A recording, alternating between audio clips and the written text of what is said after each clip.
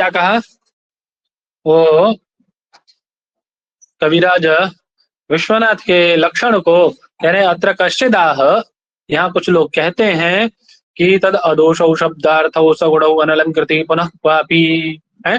काव्य के स्वरूप की यदि चर्चा करें तो काव्य के स्वरूप के विषय में कुछ लोग कहते हैं क्या कि तत् अर्थात वह काव्य कैसा है, शब्दार्थ स्वरूप शब्दार्थ तत्काव्यम, वह शब्दार्थ स्वरूप जो काव्य है वह कैसा है, अदोषौ सगुणौ अनलंकृतौ पुनः क्वापि, है ना, ये बोला उन्होंने। ठीक है पंडित जी,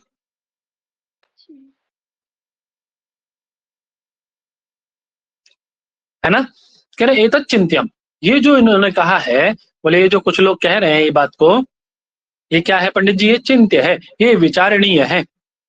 क्या है ये, अरे बोलिए फटाफट फटाफट जी। विचारणीय, हाँ, यह मत इनका विचारणीय है।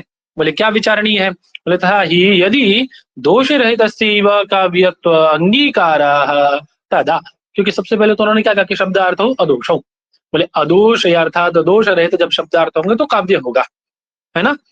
दोष रहित गुण युक्त यदि शब्दार्थ होंगे तो काव्य होगा, वही काव्य माना जाएगा। जो दोष रहित होगा, जो शब्दार्थ दोष रहित होगा और जो गुण युक्त होगा उसको हम लोग काव्य की श्रेणी में रखेंगे, ऐसा उन्होंने कहा है। यही बात है ना, उसी को काव्य कहा जाएगा। अब कह रहे यदि ऐसा आप बात रखते हैं, यदि जो उन्होंने कहा है दोष रहित काव्यत्व अंगीकार तथा, यदि हम स्वीकार करें कि दोष रहित ही काव्य होता है तो क्या होगा, कहाँ रखा, अब अभिवंश को बोल दीजिए, अभिवंश को बोल, यदि दोष रहित काव्यत्व अंगीकार, यदि ऐसा मानते हैं दोष रहित ही काव्य होगा, तो ऐसा यदि स्वीकार करते हैं तो क्या होगा, तो बोले न्यक्कारो ही अयमेव मे यद अरयः तत्र अपि असौ तापसः सोऽप्यत्रैव निहन्ति राक्षसकुलं जीवत्यहो रावणः दिक्शक्रजितं प्रबोधितवता किं कुम्भकर्णेन वा स्वर्गग्रामटिका टीका विलुंठन वृथा छूनैक में भुजैः। ये आपका रावण इस बात को कह रहा है पंडित जी, क्या कि न्यक्कारो ही अयमेव में, बोले मैं न्यक्कारो ही अयमेव, मुझे धिक्कार है। क्यों, बोले यद अरयः तत्रापि तापसा, बोले जिसके शत्रु हैं, जिसके शत्रु विद्यमान हैं ऐसे मुझे रावण को धिक्कार है। उसमें भी बोले तत्रापि असौ तापसा, उसमें भी वे कौन है, शत्रु भी है, और शत्रु भी कौन है, तपस्वी, वन में भ्रमण करने वाले भी तपस्वी मेरे शत्रु है। कोई बड़ा राजा हो, कोई ऐसा हो बहुत बड़ा, तो बात अलग है, शत्रु भी कौन, तपस्वी है। और कह रहे हैं, और वो भी यहाँ रह करके सो भी अत्रैव निहंति राक्षस कुलम, वो भी यहाँ आकर के मेरे क्षेत्र में आकर के, मेरी लंका में आकर के ही मेरे राक्षस कुल का विनाश कर रहे हैं। और भो रावण अहो जीवती, वो और रावण तू जीवित है, तुझे धिक्कार है। आगे क्या कह रहा है कि दिक दिक शक्रजितम प्रभो, दिक शक्रजितम, बोले उस शक्रजित मतलब इंद्रजीत, उस इंद्र को जीतने वाले इंद्रजीत से भी, मेघनाथ से भी क्या लाभ है, किम प्रबोधितवता कुंभकर्णेन वा, और जगाए हुए कुंभकर्ण ने भी क्या किया, स्वर्ग ग्रामटिका विलुंठन वृथा छूनैः किमेभिर भुजि, और ये जब मेरी भुजाएं फूली नहीं समाती हैं, स्वर्ग रूपी गांव रूपी का उसको लूट रहे कारण जो वृथा ही फूली नहीं समाती, उन भुजाओं से भी क्या हुआ, ये भुजाएं भी क्या कर पाई। चलिए अब ये तो आपका भावार्थ हो गया इसका। अब यहाँ दोष क्या है, क्योंकि दोष की बात कर रहे हैं ना, उन्होंने दोष की बात की है, दोष है क्या उस पर चर्चा करते हैं। तो कह रहे हैं यहाँ दो प्रकार से पद होते हैं, देखिए उद्देश्य पद और विधेय पद, जानते हैं ना, उद्देश्य और उद्देश्य में अंतर है बाबू, है ना, उद्देश्य और उद्देश्य में अंतर है, सब जानते हैं ना इस बात को। कोई ऐसा जो नहीं जानता कि उद्देश्य और उद्देश्य में अंतर होता है, पूछ सकता है वो जो नहीं जानता है, सब जानते हैं इसका मतलब, चलो अच्छी बात है। तो उद्देश्य और एक पद है विधेय पद, कौन पद है पंडित जी, विधेय पद, ठीक है, तो सभी पे चले। हाँ, जैसे अब व्याकरण में चलते हैं, तो व्याकरण में जब इको यणचि सूत्र आप पढ़ते हैं, है ना, कौन सूत्र पढ़ते हैं? इको यणचि। इको यणचि में कितने पद? इकः यणः अचि, 3 पद। आप क्या करते हैं, एक के स्थान पे यण का विधान करते हैं ना, अच पर ही रहते।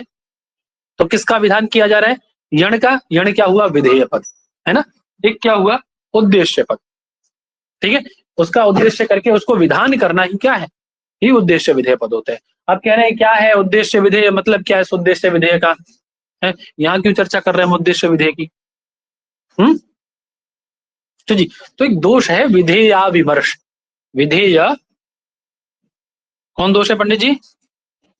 विधेय विमर्श, अविमर्श। ठीक है, ये दोष है एक, समझ में बात? ये कब होता है? कब होता है पंडित जी? आवाज आ रही मेरी? जी सर महोदय।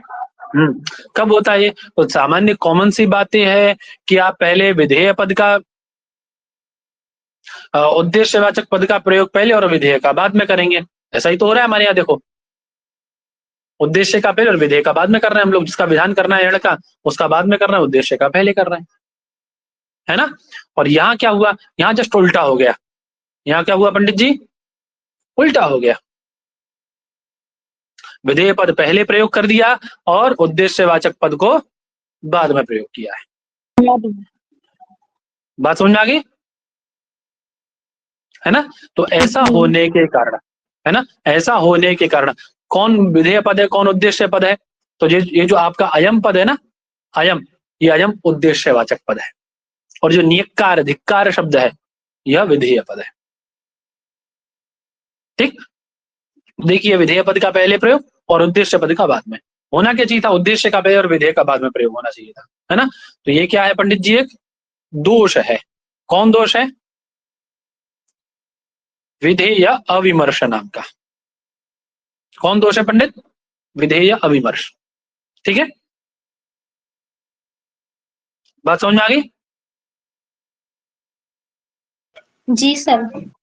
हाँ, ठीक है। अब कायदे में तो ये काव्य नहीं हो, ये आपका काव्य ही नहीं होना चाहिए। अरे आपके अनुसार, मम्मट आचार्य जी के अनुसार, ये तो काव्य होना ही नहीं चाहिए। होना चाहिए क्या काव्य? क्यों जी? नहीं महोदय, नहीं सर, दोष हो गया है। अरे काव्य प्रकाशकार के अनुसार काव्य होना चाहिए क्या? ये नहीं होना चाहिए भैया। क्यों? क्योंकि उन्होंने क्या कहा है कि शब्दार्थ अदोष, शब्दार्थ अदोष अर्थात दोष रहित होंगे तभी काव्य होंगे, गुण युक्त होंगे तभी काव्य होंगे। तो यहाँ तो दोष आ गया पंडित जी विधेय विमर्श नाम का, अतः ये काव्य नहीं होना चाहिए। लेकिन वही कह रहे हैं, अस्य श्लोकस्य विधेय अविमर्श दोष दुष्टतया, विधेय अविमर्श दोष से दुष्ट होने के कारण काव्यत्व न स्यात्, काव्यत्व इसमें रहना ही नहीं चाहिए। और प्रत्युत यद्यपि होता क्या है? ध्वनि ही, अभी तो ये होता क्या, ये ध्वनि काव्य है। ध्वनि काव्य बोले तो उत्तम काव्य है, उत्तम काव्य, है ना। ध्वनित्वेन उत्तम काव्यतया अस्य अंगीकृता, इसको उत्तम काव्य की श्रेणी में रखा जाता है। तो आपका जो लक्षण है कि तद अदोषौ शब्दार्थौ सगुणौ अनलंकृति पुनः कापी, उसमें जो आपने अदोषौ पद दिया है वो कैसा हो गया पंडित जी? आपके इस काव्य में तो जा ही नहीं रहा वह लक्षण। अर्थात कौन दोष आ गया उसमें? लक्षण में दोष आते हैं ना, अतिव्याप्ति, अव्याप्ति और असंभव दोषत्रय से ग्रसित होता है ना लक्षण। दोषत्रय से रहित होना चाहिए लक्षण, है ना। अतिव्याप्ति दोष, अव्याप्ति दोष और असंभव, इन दोषत्रय के विषय में पता है सबको? क्यों जी?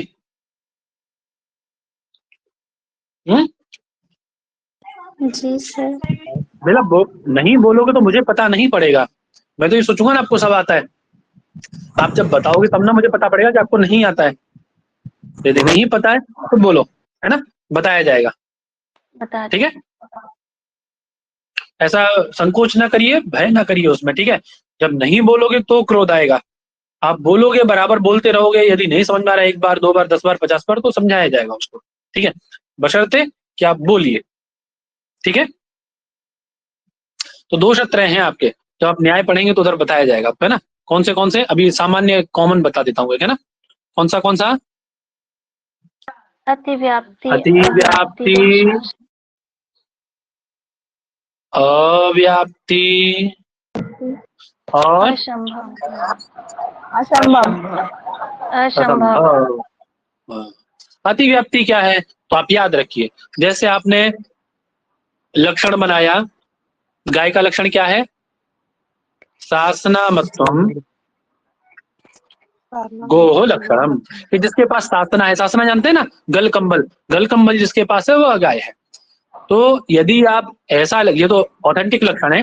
यदि आपका लक्षण लक्ष्य से अतिरिक्त स्थल में चला जाता है, लक्ष्य मतलब गाय, लक्ष्य से अतिरिक्त स्थल में चला जाता है तो उसको अतिव्याप्ति कहते हैं। ठीक है, जैसे आप लक्षण बना लीजिए श्रृंगित्वम गोर लक्षणम, की जो सींग वाली है वो गाय है। तो यदि आप ऐसा लक्षण बनाते हैं कि जो सींग वाली है वो गाय है, तो महिषी में भी लक्षण जाता है ना, भैंस भी तो सींग वाली होती है, बकरी भी सींग वाली होती है। तो ये दोष क्या हो गया?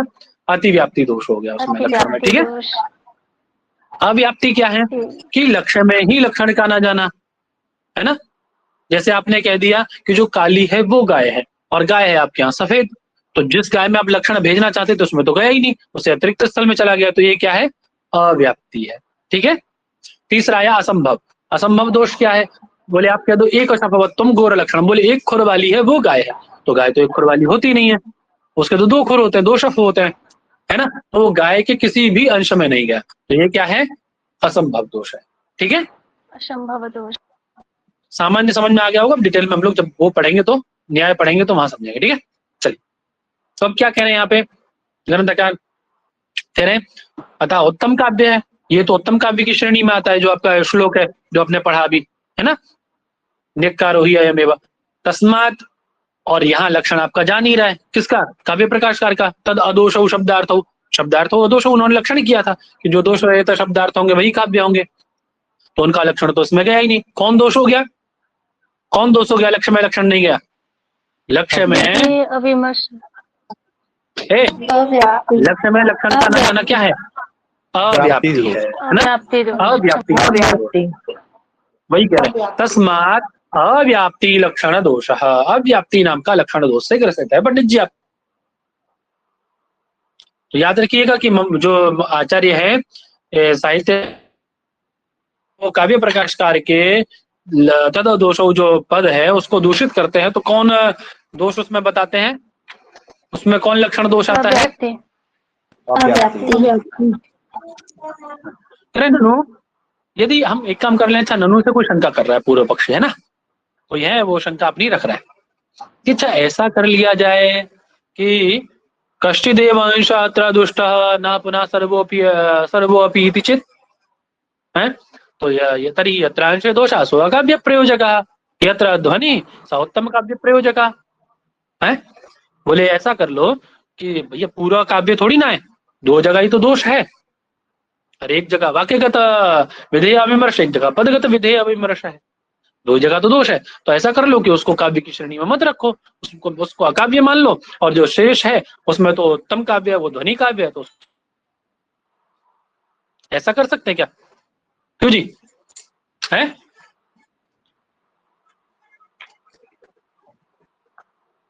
बोले ऐसा नहीं कर सकते पंडित जी, ऐसा करेंगे तो क्या होगा? ठीक है ना, यत्रांश दोषा स्वकाव्य प्रयोजक, वह काव्यत्व का प्रयोजक होगा, और जहां ध्वनि है वह उत्तम काव्य का प्रयोजक हो जाएगा। बोले यदि ऐसा करते हैं तो कह रहे इति अंशाभ्याम उभयतः आकृष्यमाणम, बोले एक अपनी तरफ खींचेगा ये काव्य है, एक अपनी तरफ खींचेगा एक अकाव्य है, तो क्या होगा? क्या होगा? वो ना तो काव्य रहेगा ना अकाव्य रहेगा, काव्यम अकाव्यम वा किमपि न स्यात्, वो ना तो काव्य रह पाएगा और ना ही वह अकाव्य रह पाएगा। बात समझ में आ गई पंडित जी? है बात समझ में आई सबको? जी सर। चलिए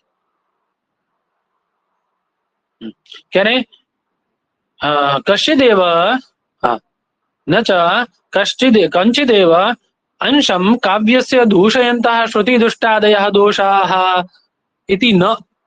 कोई बोले कि अच्छा ऐसा भी होता है क्या? ऐसा तो नहीं होता कहीं कि जो काव्य, जो ये श्रुति दुष्टादि दोष हैं, ये काव्य की किसी एक अंश को ही दूषित करते हो? समग्र उसको दूषित नहीं करते।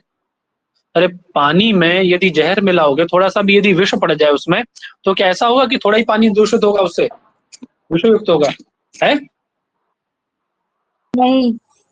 नहीं। समग्र समग्र जल दूषित हो जाएगा ना पंडित जी? है जी सर। जितना जल होगा सब दूषित होगा उससे, तो जी सर। थोड़ा सा ही गिरता है, एक बूंद गिरे सब दूषित हो जाएगा। तो भी कह रहे हैं इति न, ऐसा मत सोचिए कि काव्यस्य एक एव अंशम दूषयन्ता श्रुति दुष्टादि दोषाः इति न। ऐसा जो आप कह रहे हैं कि काव्य के एक ही अंश को श्रुति दुष्टादि दोष दूषित करते हैं, ऐसा नहीं है। बोले किम तर्हि सर्वमेव काव्यम, क्या वह सभी काव्य पूरे समग्र अंश को दूषित करते हैं क्या? है बोले हाँ, वो सारे अंशों को ही दूषित करते हैं। बात समझ में आ गई? जी। जी सर। तथा हि काव्यात्मभूतस्य रसस्य अनपकर्षकत्वे तेषां दोषत्वमपि न अंगीक्रियते। हैं? बात समझ आई सबको? जी महोदय। तो कह रहे हैं काव्य आत्मभूतस्य, काव्य की आत्मा जो आपके रस हैं, काव्य ये जो काव्य की रस को ही तो काव्य की आत्मा मानते हैं ना आचार्य आपके, जिनका आप ग्रंथ पढ़ रहे हैं अभी, जी वाक्य है ना? वाक्यम रसात्मकम काव्यम, रसात्मक वाक्य ही इनका काव्य है ना? रस स्वरूप जो वाक्य है वही काव्य है इनके अनुसार। तो भी कह रहे हैं काव्य की आत्मभूत जो रस है उनका अनपकर्ष, अनपकर्ष मतलब उनका अपकर्ष न हो तो, अपकर्ष मतलब हीनता, अनपकर्ष मतलब हीनता न आए उनमें, तो न्यूनत्व न आए तो। यदि इन श्रुति दुष्टादि दोषों के द्वारा, भाई अब ये एक बात बताइए, आप कब तक किसी चीज को गलत नहीं मानते? जब तक वो आपको हानि ना पहुंचाए। बोले नहीं नहीं ठीक है, हमें कोई हानि थोड़ी ना पहुंचा रहा है। अरे रास्ते में यदि सर्प पड़ा है तो आप बिना बात के उसको लाठी ला के मार देंगे क्या? नहीं मारेंगे ना। क्या कहते हैं, बोले अरे इनका भी स्थान है ये, अब कहीं कहाँ जाएंगे बेचारे, हैं, हमें कोई हानि थोड़ी ना पहुंचा रहा है, रहने दो उसको। ऐसा ही करते हैं ना। तो वही कह रहे हैं कि जो श्रुति दुष्ट आदि दोष है, ये श्रुति दुष्ट आदि दोष भी तब तक दोष नहीं माने जाते, तेषाम दोषत्वम न अंगीक्रियते यावत, तब तक नहीं माने जा सकते जब तक ये काव्य की आत्मभूत रस के अपकर्षक ना हो। यदि ये उसका अपकर्ष करते हैं तो इनको दोष माना जाएगा, यदि उसके अनपकर्षक हैं तो तेषाम दोषत्व भी न अंगीक्रियते, यदि उसके अपकर्षक नहीं होते, अनपकर्षक होते हैं तो उनमें दोष नहीं माना जाता। बात समझ में आ गई? जी। क्लियर है? जी महोदय। अब कोई कह रहा है यदि आप ऐसा करेंगे, ऐसा नहीं करेंगे आप, यदि उनको दोष नहीं मानेंगे, तो एक बात बताइए, अन्यथा नित्य दोष अनित्य दोषत्व व्यवस्था भी न स्यात्। बोले फिर नित्य दोष और नित्य दोषों की व्यवस्था खराब हो जाएगी। नित्य दोष और नित्य दोषों में कोई भेद ही नहीं रहेगा, है कोई बतला ही नहीं पाएगा उनके भेद को, इनकी व्यवस्था गड़बड़ हो जाएगी। समझे? तो बोले कह रहे हैं क्या, ध्वनि का आचार्य कह रहे हैं, ध्वनि करता आचार्य कौन है? आनंदवर्धन। आचार्य आनंदवर्धन। क्या कह रहे हैं ध्वनि करता आचार्य, ध्वनिवादी आचार्य क्या कह रहे हैं? कह रहे हैं श्रुति दुष्टादयः दोषा अनित्या ये च दर्शिताः ध्वन्यात्मन्येव श्रृंगारे ते हेया इत्युदाहृताः। बोले उनको कब हेय हैं वे? यदि भी श्रुति दुष्ट आदि दोष हैं, और वे कैसे हैं? नित्य दोष नहीं है। अभी तो कैसे दोष है? नित्य दोष का और नित्य दोष का मतलब जानते हैं ना? नित्य मतलब जो है उनका वारण नहीं कर सकते आप। नित्य है मतलब है, उसको आप हटा नहीं सकते, बदल नहीं सकते, वो है, नेचुरली है। समझे? और ये दोष कैसे हैं? श्रुति दुष्टादि दोष, अर्थात ये वारण करने योग्य हैं, इनका वारण किया जा सकता है, इसीलिए नित्य दोष बताए उनको। कह रहे ये च अनित्याः दोषाः, कौन अनित्याः दोषा? बोले श्रुति दुष्टादयः अनित्याः दोषाः दर्शिताः, बतलाए गए हैं, कहे गए हैं, प्रतिपादित किए गए हैं। ते कुत्र हेया, कहाँ हे हैं वे, कहाँ त्याज्य हैं? हे मतलब त्याज्य, कहाँ त्याज्य हैं वे? तो कह रहे ध्वन्यात्मन्येव श्रृंगारे, बोले ध्वन्यात्मक श्रृंगार काव्य में ही त्याज्य हैं। बात समझ में आ गई? श्रृंगार काव्य में ही वे त्याज्य है, यदि उसका अपकर्ष करते हैं तो ही इनका त्याग करना है, अन्यथा ये तो कोई मतलब ही नहीं है फिर हमें इनसे। वही बात हम भी कह रहे हैं। बात समझ में आ गई?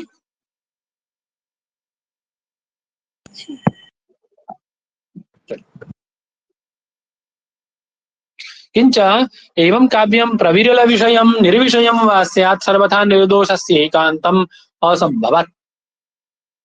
कह रहे हैं आपने जो अदोषो पद रखा है ना पंडित जी, इस पद को इस काव्य के लक्षण में रखने से तो काव्य का जो विषय है वो कैसा हो गया है?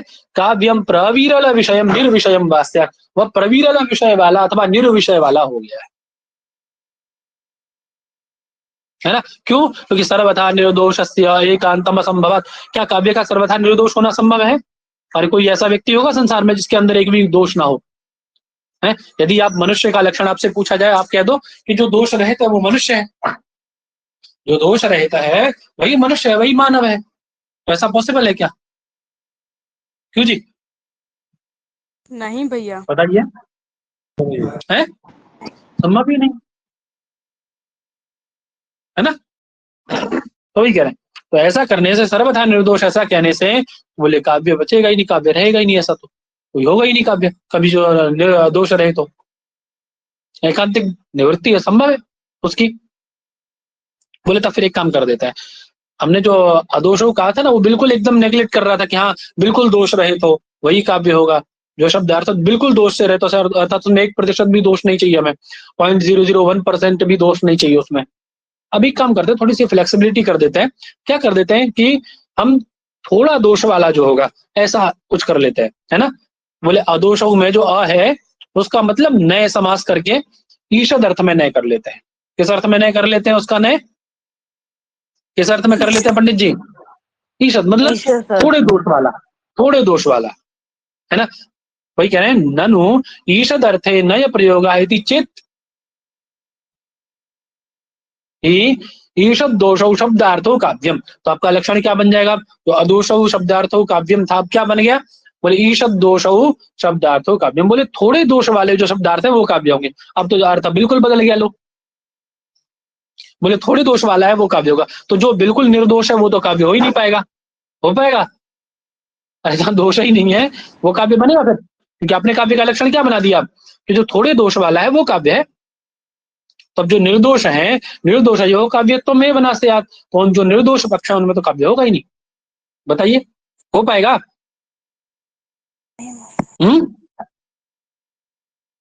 बतलाइए पंडित जी। नहीं हो पाएगा सर। है ना? तो अब कह रहे हैं न स्यात्, कह रहे सती संभवे, यदि ऐसा कर लें। बोले ईषद दोष का मतलब उसमें हम थोड़ा सा और जोड़ दें। बोले सती संभवे ईषद दोषो शब्दार्थो काव्यम। बोले यदि थोड़े बहुत दोष भी दिख जाएं ऐसा शब्दार्थ भी काव्य होगा। तो ऐसा यदि कर लें तो इति चेत, तो बोले इति चेत न, ऐसा भी आप नहीं कर सकते। मतलब जहां पे थोड़े बहुत दोषों की संभावना हो वही काव्य होगा, कम दोष वाले संभावना वाला काव्य होगा, शब्दार्थ काव्य होगा। ऐसा यदि कहे तो बोले ऐसा भी आप नहीं कह सकते। बात तो वही आ जाएगी घूम फिर करके, चाहे ये कह लीजिए कि संभावना, चाहे मना कर लीजिए, वही है ना? बोले तो तब भी काव्य लक्षण है न वाच्यम, ऐसा भी आप काव्य लक्षण में निवेश नहीं कर सकते। बात समझ में आ गई?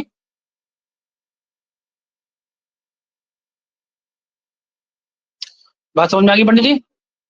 जी सर। जी।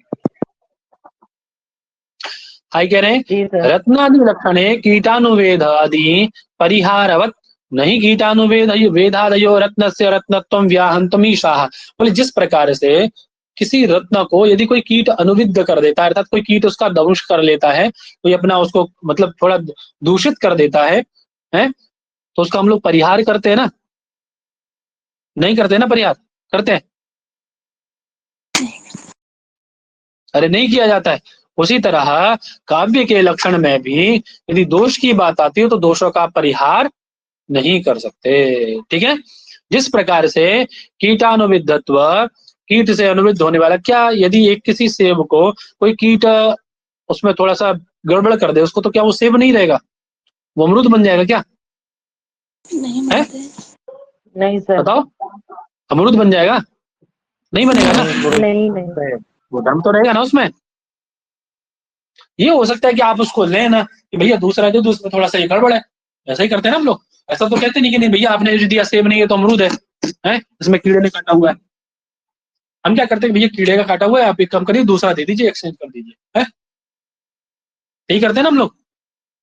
जी वही कह रहे हैं कीटानुवेदादयो रत्नस्य रत्नत्वं व्याहन्तुम ईशाः नहीं, है ना। रत्न के रत्नत्व को कीटानुविद्धत्व समाप्त नहीं कर सकता। उसी प्रकार से ये जो दोष है, श्रुति दुष्टादि दोष, ये काव्य के काव्यत्व को समाप्त नहीं करते पंडित जी। काव्य के काव्यत्व पे इनका कोई असर नहीं पड़ता है। अभी तो क्या होता है, जैसे आप रत्न के हे उपादेय कर ले लग जाते हैं उसमें, यदि वो कीटानुविद्ध है तो उसकी उसमें आप हेयता दिखाते हैं, अर्थात उसको लेते नहीं है। जो कीटानुविद्ध नहीं है उसको उपादेय करते हैं, आप उसको ले लेते हैं, उसकी उपादेयता होती है, कीटानुविद्ध की हेयता होती है ना, उसमें हेयत्व रहता है। यही बात है ना। तो उसी प्रकार से काव्य में भी यदि दोष युक्त है तो उसके उत्कृष्ट अपकृष्ट में थोड़ी सी न्यूनत्व आधिक्य आ सकता है, लेकिन वो काव्य में काव्य तो समाप्त हो जाए ऐसा संभव नहीं होगा। बात समझ में आ गई सबको? जी महोदय। जी सर। वही कहना है कीटानुवेदादयः रत्नस्य रत्नत्वं न व्याहन्तुम ईशाः। कीटानुविद्धादि रत्न के रत्नत्व को समाप्त नहीं कर सकते, अभी तो क्या करते हैं, किंतु उपादेयता अन्यतरस्य मेव कर्तुम, अर्थात उसकी उपादेयता और हेयता को ही बढ़ा घटा सकते हैं, बाकी कुछ नहीं कर सकते, है ना। उसी प्रकार से तद्वद, उसी प्रकार से अत्र ये जो श्रुति दुष्ट आदि दोष है ये भी काव्य में उसके ग्राह्यत्व, है ना, और अग्राह्यत्व में उपादेय हो सकते हैं, अन्यथा और कुछ नहीं कर सकते उसका। बात समझ में आ गई? ऐसा नहीं काव्य तो समाप्त कर देगी। बात समझ में आ गई सबको? जी सर। जी सर। अच्छे से? जी सर। बस उसके उत्कर्ष और अपकर्ष को, उत्कर्ष को न्यून कर देंगे बस। काव्य के यदि दोष आ जाएगा उसमें तो उत्कर्ष न्यून हो जाएगा थोड़ा सा, उसका इतना उत्कर्ष उसको होना चाहिए उतना नहीं होगा, है ना। अरे वही सेब है, वो 200 रुपए किलो बिकना चाहिए था, थोड़ा सा उसमें एक कीड़ा लग जाएगा तो वो 70-80 रुपए किलो बिकेगा। ये हो गया ना। ऐसा ही काव्य है आपका, यदि उसमें श्रुति दृष्टादि दोष आ जाएंगे तो उसकी थोड़ा सा जो उत्कर्ष उसका होना चाहिए था वो ना हो क्योंकि थोड़ा न्यून हो जाएगा। बात समझ में आ गई? जी महोदय। जी है सर। ना। तो उनका पहला तो उन्होंने पहला पद खत्म कर दिया, तद दोषो अदोषो जो कहा था उन्होंने वो हटा दिया ना। अदोषो शब्दार्थों काव्यम खत्म हो गया उनका। जो उन्होंने कहा था कि दोष रहे थे ही शब्दार्थ काव्य होते हैं। ठीक है, चलिए आगे। वही कह रहे कीटानुविद्ध रत्नादि साधारण्येन काव्यता दुष्टत्व विमता यत्र प्रसाद्य अनुगम स्फुटः। वही बात बता रहे हैं जो मैंने आपको बताई है, कीटे से जो अनुविद्ध रत्न होगा, है ना, उसी के सदृश दोष युक्त जो शब्दार्थ है आपके, है ना, दोष युक्त जो शब्दार्थ है उनमें काव्यता की हानि नहीं आएगी। बस ये क्या अर्थ की जो स्फुटित प्रतीति होनी चाहिए थी, है ना, वो थोड़ा सा उसमें न्यूनता आ जाएगी, है ना। दोष होने पर भी मता यत्र रसादि अनुगम स्फुटा, वहां रसादि की अनुगम प्रतीति होती है, स्फुटित प्रतीति होती है। दोष रहने पे भी होती है, जैसे हो रही है आपको पूर्व देखिए आप श्लोक, उसमें आपको रस की अनुभूति हो रही है ना। अरे ध्वनि काव्य है, उत्तम काव्य है, अनुभूति हो रही है उसमें, आपको आनंद आ रहा है, तो ऐसा तो नहीं काव्य नहीं हो। चलिए कह रहे किंच शब्दार्थयो हो सगुणत्व विशेषणम अनुपन्नम। बोले अब दूसरा खंडित कर रहे हैं पंडित जी। उन्होंने दूसरा क्या कहा था, अदोषौ शब्दार्थौ, सगुणौ कहा था ना दूसरा। जी सगुण। जी सर। हाँ, अर्थात सगुणौ शब्दार्थौ काव्यम, गुण युक्त शब्दार्थ होंगे तो काव्य होंगे, ऐसा उन्होंने कहा था, है ना। तो बोले जो सगुणत्व विशेषण आपने दिया है ना लक्षणम पंडित जी, वो भी अनुपपन्न है, वो भी उपयुक्त नहीं है, है? क्यों? बोले गुणानाम रसईक धर्मत्वस्य। बोले क्यों कि गुण किसके धर्म है, गुण धर्म किसका है पंडित जी, रस का, रस का, है ना। बोले कहाँ पता पड़ी, बोले आपने कहा है ये रस के धर्म में, रसई का धर्मत्वस्य, रस के धर्म में कहा है कि गुण रसों के धर्म है। बोले कहा, बोले रे ये रसस्य अंगिनः धर्म शौर्यादय एव आत्मनः। बोले जैसे आत्मा के गुण होते हैं ना, शौर्यता इत्यादि, शौर्यत्व इत्यादि, उसी प्रकार से रस के गुण कौन है, अरे काव्य की आत्मा रस है, तो रस के गुण कौन है, जैसे आपकी आत्मा है, शरीर में आत्मा, आत्मा के गुण शौर्यत्व इत्यादि हो गए, नहीं है, आत्मा के गुण क्या है। उसी प्रकार से जैसे रस के धर्म गुण हैं, उसी प्रकार से आपके सॉरी, आत्मा के धर्म जो है आपके शौर्यत्व इत्यादि हैं, उसी प्रकार से रस के भी धर्म क्या है पंडित? आपके गुण हो जाएंगे। गुण। कहा गया है ना? हाँ, इत्यादि आते नहीं प्रतिपादित, उसके द्वारा ही प्रतिपादित किया गया है इस बात को। बात समझ में आ रही है? इस श्लोक के द्वारा आपने स्वयं काव्य प्रकाशकार महोदय, आपने स्वयं इस बात को प्रतिपादित किया है जी। खुद क्या किया आप इस बात को?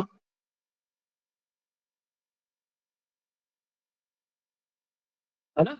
और आगे कह रहे हैं बोले रसाभिव्यंजकत्वेन उपचारात् उपपद्यते इति चेत् न। बोले यदि आप कहें कि वो परंपरा उनको बना दिया जाए उसका धर्म है, अरे आपके जो गुण है, गुण का आश्रय कौन है? कहाँ रह रहे हैं वो? रस में। उनका आश्रय कौन हुआ? गुण का आश्रय रस हो गया, है ना? तो रस का अभिव्यंजकत्व, रस के अभिव्यंजक होने के कारण, है ना, रस के आश्रयभूत, जो उनका आश्रय है रस, उस आश्रयभूत रस के अभिव्यंजक होने के कारण, है ना, कैसे? बोले उपचारतः, उपचार मतलब परंपराया, परंपरा से आप उसको सगुण मान लीजिए शब्दार्थ को। यदि आप ऐसा कहते हैं तो इति चेतना, वो भी आपका क्या है? अनुपयुक्त है, वो भी अनुचित है ना? तथापि अपि उक्तम, ऐसा आप नहीं कह सकते। क्यों नहीं कह सकते?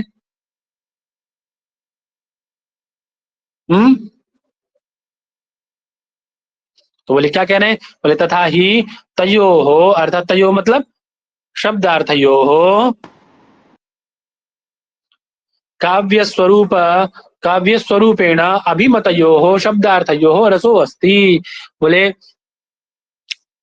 यदि काव्य के लक्षण के रूप में आप विचार करेंगे तो आपके शब्दार्थ है, उन शब्दार्थों में भी कौन रहता है? कौन रहता है? बोले शब्दार्थयो रसो अस्ति, शब्दार्थ में ही रस रहता है? आप ये बताइए, रसो अस्ति न वा, शब्दार्थ में रस रहता है कि नहीं? यदि आप कहते हैं, प्रश्न किया जा रहा है आपसे कि काव्य स्वरूपेण अभिमतः, काव्य के स्वरूप के विषय में यदि विचार किया जाए तो आप एक बात बताइए, आपके अभिमत में, आपके मत में शब्दार्थ में रसो अस्ति न वा, शब्दार्थ में रस रहता है कि नहीं? चलो पहले आपने मना कर दिया कि हाँ भैया हम नहीं मानते कि शब्दार्थ में रस रहता है, नास्ति, है ना? यदि नास्ति चेत, यदि शब्दार्थ में रस नहीं रहता तो गुण भी नहीं रहेगा। क्यों? क्यों नहीं रहेगा? क्योंकि भैया आपके गुण कहाँ रहते हैं? रस के आश्रित रहते हैं ना। अभी आपने पीछे कहा, अरे आप खुद क्या है, ये रस से अंगिनो धर्मा शौर्यादय आत्मना, आप खुद क्या है ना कि रस के आश्रित रहते हैं गुण। खुद क्या है ना, यदि शब्दार्थ में रस नहीं रहेगा तो गुण भी नहीं रहेगा, गुणवत्तो भी नास्ति, है ना? क्यों? बोले गुणानाम तद अन्वय व्यतिरेक अनुविधायित्वात्, क्योंकि गुण रस में कैसे रहते हैं? अन्वय व्यतिरेक संबंध से रहते हैं, है ना? बात समझ में आ गई? अरे उसमें कैसे रहते हैं? अन्वय व्यतिरेक संबंध से रहते हैं पंडित जी, है ना? रस में गुण कैसे रहते हैं? अन्वय व्यतिरेक संबंध से। जैसे अग्नि के साथ धूम रहता है, अग्नि में धूम, है ना? ठीक है जी महोदय। और यदि आप मानते हैं कि शब्दार्थ में रस रहता है, चलिए तो आपने पहले मना कर दिया कि नहीं नहीं शब्दार्थ में रस नहीं रहता, तो जब रस नहीं रहता तो गुण भी नहीं रहेंगे, क्योंकि उनका, और क्योंकि उनका दोनों का साहचर्य संबंध है, रस और गुण का, है ना? और यदि आप कहते हैं कि रहता है, शब्दार्थ में रस रहता है, तो आप एक बात बताइए, आपने जो लक्षण किया था दो दोषो शब्दार्थों सगुणो नलंकृति पुनः क्वापि, तो आपने सगुणो जो कहा है, आपको क्या कहना चाहिए था? सरसौ कहते आप, क्या कहना चाहिए था? सरसौ कहते, सगुणों की जगह पे। आपने जो सगुणौ कहा है, उस सगुणौ की जगह पे क्या कहना चाहिए था आपको? सरसौ ऐसा कहना चाहिए था। सरसौ, सरसौ कह देते, उसमें अन्वय व्यतिरिक्त संबंध से रहने वाला गुण अपने आप आ जाता, है ना? आपने सरसौ तो कहा नहीं पंडित जी। बात समझ में आ रही है ना? प्रश्नोत्तर समझ में आ रहे हैं ना ये, है ना? वही कह रहे हैं, अस्ति चेत, यदि आप स्वीकार करते हैं कि शब्दार्थ में रस रहता है, तो खत्म न उक्तम रसन रसवंतौ काव्यम विशेषणम, रसवंतौ विशेषणम, तो आपने सरसौ विशेषण क्यों नहीं दिया? आपने सगुणों विशेषण क्यों दिया? यदि आप रसवंतौ अर्थात सरसौ ऐसा विशेषण दे देते हैं, सरसो विशेषण दे देते तो आपका अन्य व्यतिरेक संबंध से रहने वाला गुण तो अपने आप ही आ जाता, है ना। बात समझ में आ गई जी जी जी सर। सबको?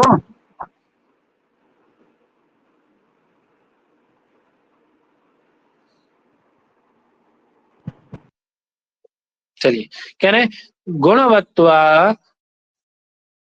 अन्यथा अनुभवति ही एतल्लभ्येत इति चेत न तर्हि सरसौ इत्येव वक्तुम युक्तम न सगुणौ इति।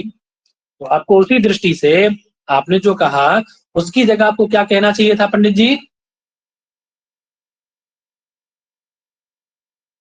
अरे सरसौ कहना चाहिए था, नहीं, सरसौ इति वक्तुम युक्तम न सगुणौ इति, ऐसा नहीं कहना चाहिए था आपको, सरसौ।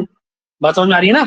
तर्हि सरसौ इति वक्तुम युक्तम, ये जी आपको कहना चाहिए था न सगुणौ, वो जो मैंने बात बताई वही बात कहना भी है। बोले क्यों? क्योंकि ऐसा नहीं देखा जाता, नहीं प्राणी मंतो देशा इति केनापि उच्यते, कोई ये व्यवहार नहीं करता कि प्राणियों का देश है?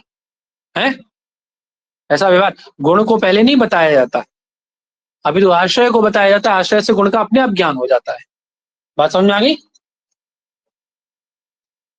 है प्राणीमान देश है, प्राणीमान देश है, इसके लिए कोई ऐसा नहीं कहता कि शौर्यवान देश है, प्राणीमान है तो शौर्य अपने आप होगा उन प्राणियों में।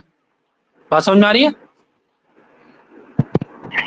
क्योंकि शौर्य क्या है, शौर्य भी तो गुण है ना, वो प्राणी में ही रहता है, तो किसको ये थोड़ी ना कहता है शौर्यवान देश है, वो क्या कहता है प्राणीमान देश है, ऐसा व्यवहार किया जाता है, ना कि उसके गुण के विषय में चर्चा की जाती है। आपने जो किया वो गुण की चर्चा की, आपने सगुण कहा है, आपको कहना कहीं चाहिए था सरसौ कहना चाहिए था, है ना। आश्रय की चर्चा करते गुण की अपने आप चर्चा हो जाती, आपने उल्टी गंगा भाई पंडित जी।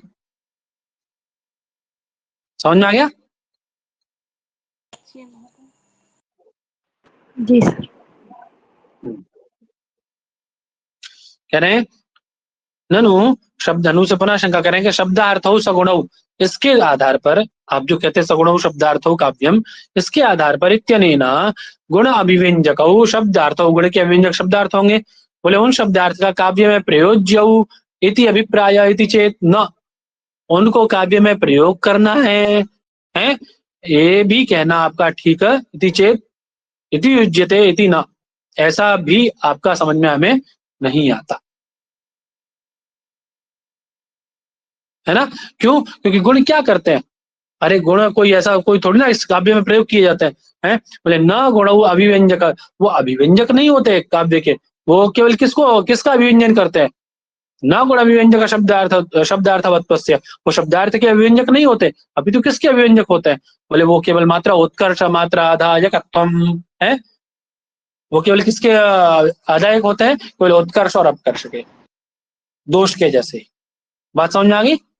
यदि गुण युक्त है, जैसे हम लोग अच्छे गुणवान वस्तु है तो हम उसको ग्रहण करते हैं, तो गुणहीन है उसको हम लोग छोड़ देते हैं, हम भी तो यही करते हैं ना पंडित जी।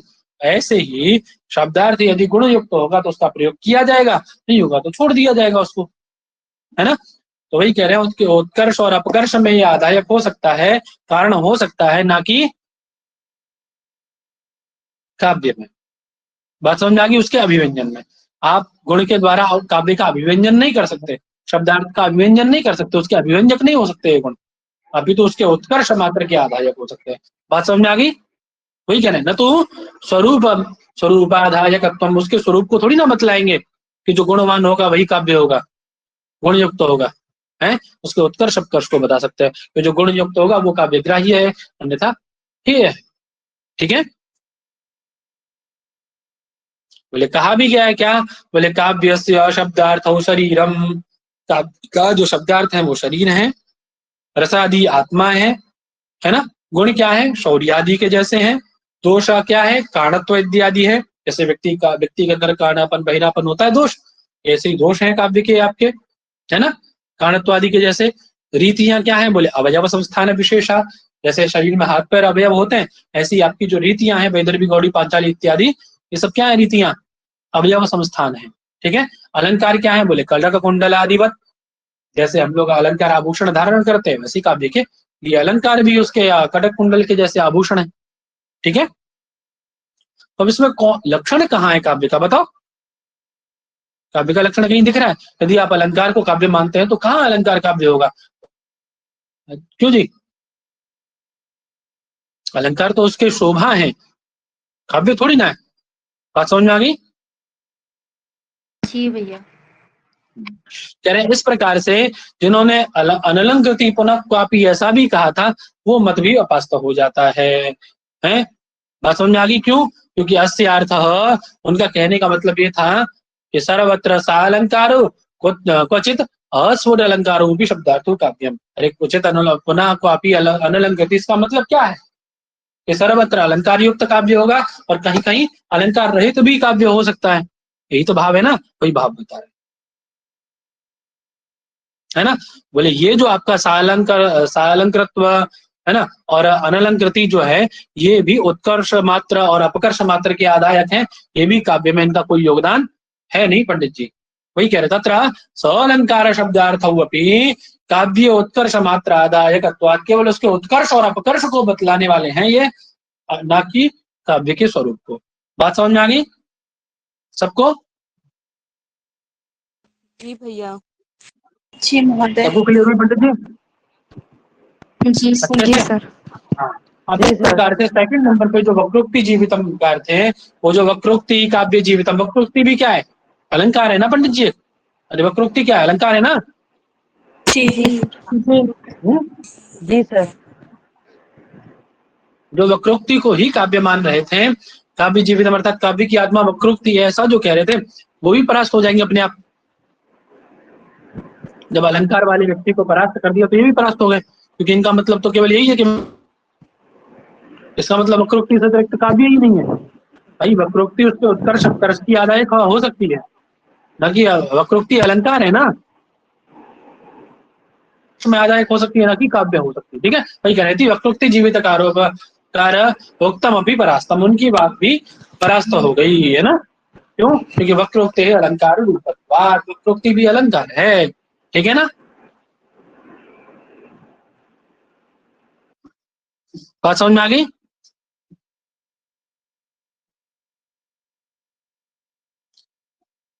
भाई आवाज आ रही है मेरी? आ रही है महोदय। जी सर। बात समझ में आ गई आपको? जी सर। जी ठीक है, कहने जो आपने अभी पढ़ा था कि कुत्रचित अस्फुट अलंकार रूपी काव्यम, काव्य प्रकाश स्फुटित अलंकार भी काव्य होता है, हैं? तो उसका उदाहरण क्या दिया उन्होंने? यह कौमार है ना, ताएव चैत्रक्षपा तेन च उन्मीलितः तमा मालती सुरभया प्रौढ़ा कदम्बा नीला सचैव अस्मि अहं तथापि तत्र सुरत व्यापार लीला विधौ रेवा रोदसी वेतसी तलतले तेता समुत्कंठ्यते। भावार्थ बता देता हूँ है ना, क्योंकि एक शब्द का अर्थ करेंगे तो देर लगेगी। नायिका है, कोई अपनी मित्र से बात कर रही है, वो कह रही कि भैया वही तो ये चैत्र का समय है यह कौमार हरा सही वही वरा, जिसने मेरे कौमार्य का हरण किया है वही ये मेरा। भाई म्यूट कर दो यार, कौन है आपकी तरफ से आवाज आ रही है? बोले जिसने मेरे कौमार्य का हरण किया वही वर है? वही चैत्रता एवं चैत्र क्षपा, वही चैत्र पक्ष की रात्रियां हैं? और क्या है? बोले सचैव तेजा उन्मीलित मालती सुरभया, बोले मालती के वही विकसित सुगंधि युक्त सुरभया, सुगंधि युक्त परुढ़ा कदम्बा नीला है। कदम्ब की वायु कदम्ब वन की वायु बह रही है, अनिल मतलब वायु बह रही है। सचा एवं अस्मि हम, वही मैं हूं है। और तत्र सुरत व्यापार लीला वधौ तथापि, उसी प्रकार से वो अनुभव है सारे। और वही रेवा रोतसी वेतसी तरुतले चेता समुत्कंठ्यते हैं। और ये वही नर्मदा नदी का तट है, और वह बेत के पेड़ के नीचे, बेत का जो वृक्ष है उसके वेतसी तरुतले, उसके तरु तरु अर्थात वृक्ष के तल में वहीं बैठे हैं। उसके साथ रमण करने के लिए मेरा वो जो चित्त है, क्या हो रहा है? सुरत व्यापार लीला के लिए क्या हो रहा है? चेता समुत्कंठित, चित्त समुत्कंठित हो रहा है। तो अब देखिए, यहाँ वो तो विद्यमान है नहीं, अभी कारण तो है नहीं, कारण है नहीं और कार्य हो रहा है, अर्थात चित्त समुत्कंठित हो रहा है उसके साथ वो करने के लिए है। रमण करने के लिए चित्त समुत्कंठ कार्य कारण नहीं है, लेकिन कार्य हो रहा है ना, दोनों ही बातें आएंगी। जी सर। और कार्य, हाँ कारण है लेकिन कार्य नहीं मिलेगा आपको, देखो दोनों बातें आएंगी अभी, कारण है और कार्य दिखाई दे रहा है, कारण है नहीं और कार्य दिखाई दे रहा है, तो ये क्या है, कौन अलंकार होता है, कारण ना हो और कार्य हो जाए तो भावना। है भावना या विभावना, विभावना कारण भैया। के अनुपस्थिति में, हाँ कारण की अनुपस्थिति में यदि कार्य हो जाए तो अलंकार होता है विभावना, है ना, जी भैया। विभावना, बात समझ में आ गई। जी भैया। और यदि कारण है और कार्य नहीं उत्पन्न हो रहा है तो कौन होगा, विशेषोक्ति होगी वो। विशेषोक्ति। विशेषोक्ति। तो दो अलंकार है ना इसमें, वही कह रहे हैं एतत् चिंत्यम, बोले यह भी चिंत्य है। उन्होंने जो कहा ना क्वचित अस्फुट अलंकार अलंकार काव्यम, तो बोले ये भी चिंत्य है उनके अनुसार। तो अब बताइए अत्र ही विभावना विशेषोक्ति मूलस्य, यहाँ कैसे कह रहे हैं वो अलंकार नहीं है, उन्होंने कहा कि अलंकार उनको स्फुटित कैसे नहीं हो रहा है पंडित जी, विभावना और विशेषोक्ति दो अलंकार मूलक संदेह अलंकार है, संदेह संकर अलंकार है, यहाँ पे स्फुटित हो रहा है वह, चाहे विशेषोक्ति माना जाए या विभावना माना जाए, इस प्रकार से संदेह और संकर अलंकार है ना, दोनों से संकरित अलंकार है कि नहीं, बोलिए, है भैया। है ना। जी। काव्य प्रकाशकार इसको अस्फुटित अलंकार बता रहे हैं, लेकिन इन्होंने कहा कि अस्फुटित अलंकार कैसे है, हमें तो पता पड़ रहा है कि विभावना और विशेषोक्ति मूलक संदेह संकर अलंकार है, यहाँ पे स्पष्ट दिखाई दे रहा है, कारण के न होने पे कार्य उत्पन्न हो जा रहा है और कारण के रहते हुए कार्य उत्पन्न नहीं हो रहा है, तो विभावना भी और विशेषोक्ति भी है, तो संदेह संकर अलंकार है यहाँ पे, और समझ आ गई। जी जी सर। भैया। तो उनकी जो ये बात थी कि क्वचित अस्फुट अलंकारों भी काव्यम, वो भी समाप्त हो गई, बात समझ में आ गई। जी भैया। ठीक है, बोले ऐसा जो कहते हैं और इसी के द्वारा उनका लक्षण हमने समाप्त किया, तो जो अदोषम गुणवत् काव्यम अलंकार अलंकृतम रसान्वितम कवि कुर्वन् कीर्ति प्रीतिम च विन्दति, ऐसा जो लोग कहते थे वो भी परास्त हो गए, उनका मत भी, क्योंकि वो भी तो अदोषम गुणवत् अलंकार ही अलंकृतम है ना, कीर्ति प्रीति को देने वाला ही काव्य है, तो उन्होंने भी तो तीन विशेषण ये दिए जिनका खंडन हुआ है, तो इनका लक्षण भी समाप्त हो गया। वही कह रहे इदानीम इति इदानीम काव्य लक्षणत्वम अभी अपास्तम, इनका भी काव्य का लक्षण मिट्टी में मिला दिया पंडित जी, बात समझ में आ गई, अपने आप परास्त हो जी गया भैया। पंडित ना। बोले और जो उन्होंने ध्वनिकार ने कहा है आनंदवर्धन ने कि काव्य की आत्मा ध्वनि है, इति तत् किम वस्तु अलंकार रसादि लक्षणादि स्वरूपा ध्वनि ही काव्य से आत्मा होता रसादि रूप मात्रो वा। अब उनसे प्रश्न किया जा रहा है काव्य की आत्मा को ध्वनि मानने वाले कौन है, काव्य से आत्मा ध्वनि, कौन कहते हैं इस बात को, आनंदवर्धन।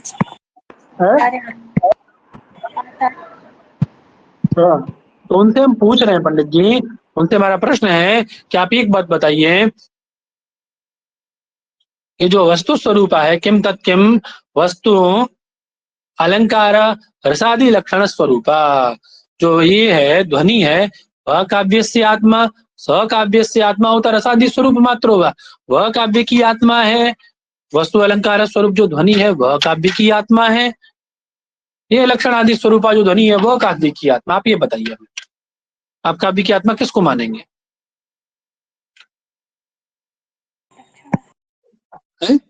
रसादी ध्वनि को अथवा जो ये वस्तु अलंकार स्वरूप रसादी स्वरूप जो ध्वनि है उसको काव्य की आत्मा मानेंगे, किसको मानेंगे, वही प्रश्न कर रहे हैं ना, रसादी स्वरूप मात्रो वा अथवा वस्तु अलंकार रसादी लक्षण स्वरूप ध्वनि काव्य से आत्मा, दोनों में से क्या है,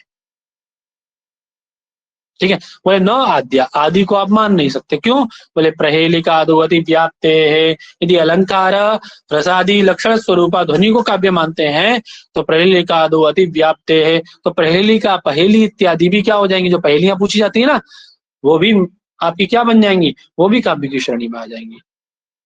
तो अतिव्याप्ति लक्ष्य में जाकर के अतिरिक्त, लक्ष्य में जाते हुए अतिरिक्त चला गया लक्षण, तो क्या है, अतिव्याप्ति दोष आ गया। यदि द्वितीय को मानते हैं तो द्वितीयश्चेद यदि ब्रूमः चेत, यदि दूसरे को मान लेते हैं तो उसको हम स्वीकार कर लेंगे, है ना, उसको माना जाएगा आपका। यदि रसादि स्वरूप मात्र ध्वनि काव्य से आत्मा तदा, जब आप किसको मानते हैं, केवल रसादि ध्वनि को ही काव्य की आत्मा, ये रसादि स्वरूप ध्वनि है ना, इसको यदि काव्य की आत्मा मानते हैं तो क्या होगा, तो बतला रहे आगे। शश्रु अत्र निमज्जति अत्राह दिवसकम प्रलोकय महापतिक रात्यंधक शय्या मम निमंक्षसी। अब दो बातें हैं इसमें, देखिए, एक कि वो उसको आने का रास्ता बता रही है, ये तो व्यंग्यार्थ है ना, वाच्यार्थ से व्यंग्यार्थ की जो प्रतीति हो रही है वो तो यही हो रही है ना, कि उसको रास्ता बता रही कि ऐसे ऐसे आना। समझ में आ रही बात भाई? आवाज आ रही है मेरी? आ रही है महोदय। जी भैया। हाँ। जी आ रही है। एक व्यंग्यार्थ तो यही है कि वो उसको रास्ता बता रही कि आपको ऐसे ऐसे आना है रात्रि काल में मेरे पास, है। और दूसरा वाच्यार्थ क्या है इसका, कि वो उसको निषेध कर रही है कि ध्यान रखना, यहाँ मत जाना। समझ रही बात? या सास सोती है कहीं उस पे, उसके पास ना आ जाना।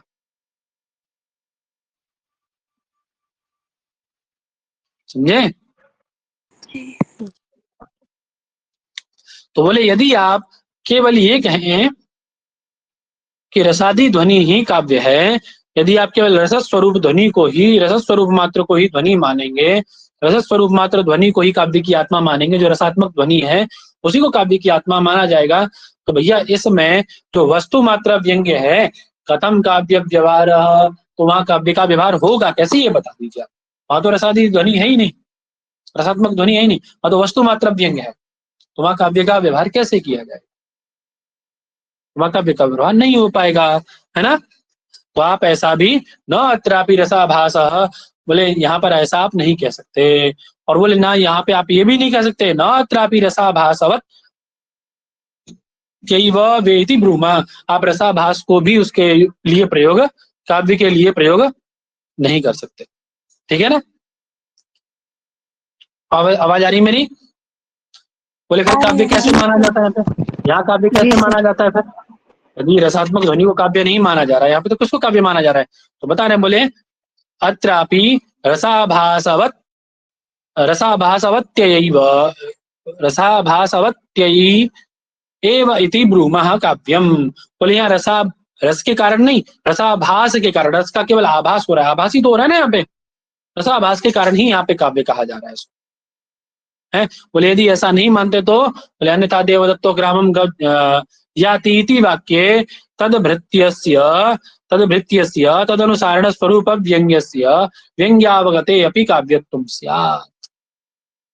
बोले यदि ऐसा नहीं कहेंगे तो क्या होगा, बोले देवदत्त गांव को जाता है,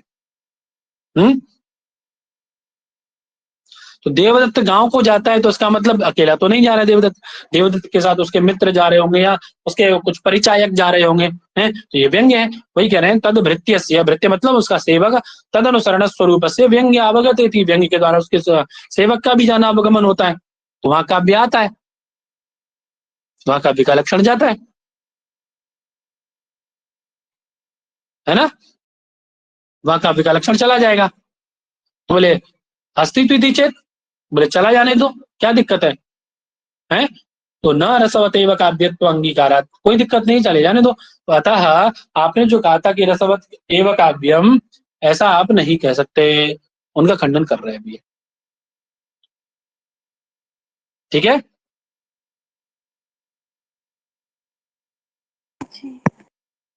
ना, ठीक है।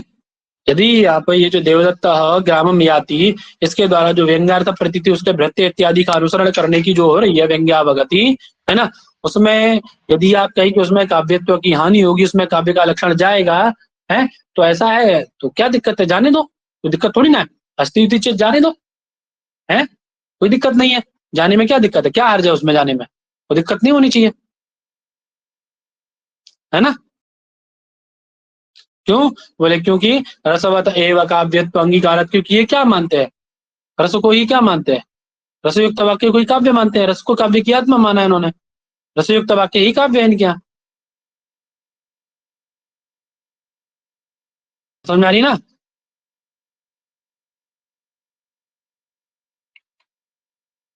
ठीक है, अब बता रहे हैं पहले काव्य का प्रयोजन क्या है ये बताइए, काव्य का स्वरूप बताए, काव्य का प्रयोजन क्या है। काव्य से प्रयोजन में रसास्वाद, रसास्वादन के द्वारा रसास्वाद कराते हुए सुख पंडिता, सुख पिंड दान द्वारा वेद शास्त्र आदि विमुखा नाम, जो कैसे लोग हैं पंडित जी, वेद शास्त्र आदि से विमुख हैं, है ना। बात समझ में आ रही है। ऐसे लोगों को, सुकुमार मति वाले जो लोग हैं, राजपुत्र आदि जो लोग हैं, उनको, है ना, विनयानाम रामादिवत प्रवर्तितव्यम न रावणादिवत इत्यादि कृत्य अकृत्य प्रवृत्ति निवृत्ति उपदेश इति चिंतनेन अपि उपयुक्तत्वात्, है ना। इनका चिंतन चिरंतने अपि, चिरंतने अपि युक्तत्वात्, ठीक है, युक्तत्वात् अर्थात कहने का तात्पर्य है, काव्य का प्रयोजन है पंडित जी, तो सुकुमार मति वाले राजपुत्र इत्यादि हैं, उनको राम के जैसा व्यवहार करना चाहिए, रावण के जैसा नहीं। ऐसे कृत्य अकृत्य की प्रवृत्ति निवृत्ति का जो उपदेश किया जाता है वो काव्य के द्वारा ही सुकुमार बुद्धि वालों को किया जाता है, यही उसका प्रयोजन है, ठीक है, यही उसकी युक्ति है। बात समझ में आ गई? क्यों नहीं कहा भी गया है, तथा अग्नेय पुराणे अपनी उत्तम, अग्नेय पुराण में कहा गया है कि वाग वैदग्ध्य प्रधाने अपनी रस एव अत्र जीवितम। बोले काव्य में, तो आपका काव्य है, काव्य रस एव अत्र जीवितम, रस मात्र ही उसमें जीवित है, रस मात्र ही एक जीवन है उसका। कब? बोले वाग वैदग्ध्य प्रधाने, ये जो वाणी की शिष्टता है, वाणी का जो उसमें वैचित्र है, विचित्रता है ना, उक्ति जो वैचित्र है, उसमें ऐसा होने पर भी रस मात्र एवं जीवितम, रस मात्र ही एक जीवन है, ठीक है ना। अर्थात उसमें वाणी की विभिन्नता दिखाई देती है आपको काव्य में। अरे अन्य अन्य प्रकार के शब्दों का, अन्य अन्य प्रकार की चीजों का प्रयोग किया गया उसमें, तो वाग वैदग्ध्य तो है ही नहीं है, वाणी की विचित्रता तो है ही उसमें, उसकी प्रधानता होने पर भी रस एवं मात्र जीवितम, इसमें रस ही ऐसा होने पर भी वाग वैदग्ध्य की प्रधानता है, यदि भी वाक चातुर्य है, वाक उसमें दिखाया गया है, तदपि उसमें केवल क्या प्रधान है, रस मात्र ही जीवन है उसमें, ठीक है। जी भैया। अभी इतना ही रखते हैं, फिर कल इसको पूरा कर लेंगे प्रथम परिच्छेद को, ठीक है। गला भी लगाया। जी महोदय। तो समझ में आया आप लोगों को? जी भैया बहुत। जी सर। देखो यहाँ पढ़ने इतना स्लो पाठ चल रहा है कि आप यहाँ पढ़ने के बाद में जब जाके अपने अपने आप से एक बार पाठ देखेंगे ना, सब क्लियर हो जाएगा एकदम, दोबारा फिर देखने की जरूरत भी नहीं पड़ेगी। और कल पे ना टालना, देख के तो अभी हल्का पाठ चल रहा है बहुत, ठीक है ना। जी भैया।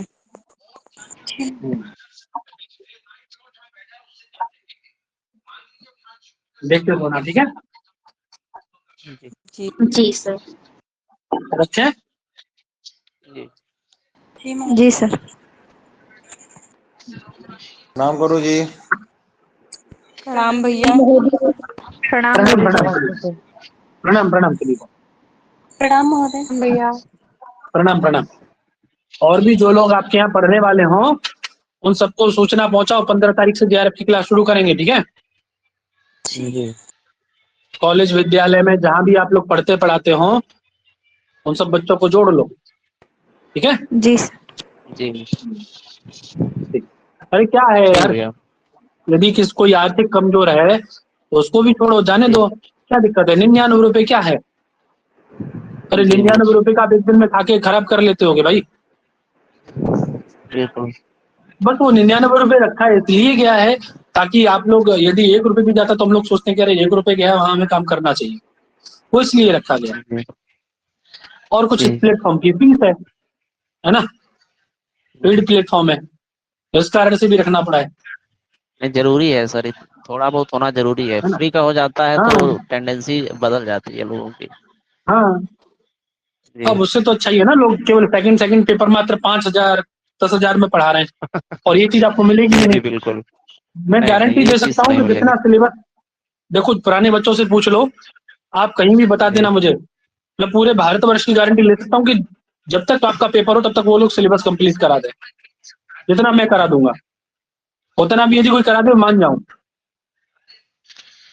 बिल्कुल सही नहीं कह रहे हैं कराते आप। हैं सिलेबस, होता ही नहीं है ना सिलेबस ना। कंप्लीट भाई, होगा ही नहीं, सिलेबस इतना ब्रॉड है।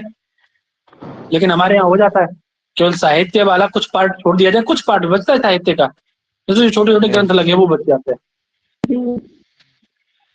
वो तो साल भर में भी होगा, तब होगा, हमारे यहाँ हो जाता है। नहीं, लेकिन ठीक है भैया, हम अब इसमें जो तो है इतने में भी यदि, कुछ लोगों को इसमें जोड़ने का प्रयास करेंगे। हाँ हाँ बिल्कुल, अच्छा भला होना चाहिए। मेरा ध्येय ये है कि अधिक से अधिक संस्कृत वाले बच्चे जेआरएफ प्राप्त करें, क्योंकि भैया देखो, नौकरी अब बहुत कठिन है, ये सरकारें ऐसी हैं कि नौकरी बहुत कठिन है इस समय। जी अपना जेआरएफ वेआरएफ प्राप्त करेंगे तो बढ़िया से कहीं भी एनरोल्ड हो जाएंगे तो तो पाँच ठीक है, 4-5 स्कॉलरशिप के साल तक साथ कोई दिक्कत पढ़ाई होगी होती नहीं। रहेगी उनकी। जी जी। हाँ चलिए ठीक है ना। ठीक है भैया, ठीक भैया। ठीक, प्रणाम। शुभ शुभ रात्रि। शुभ रात्रि सभी को।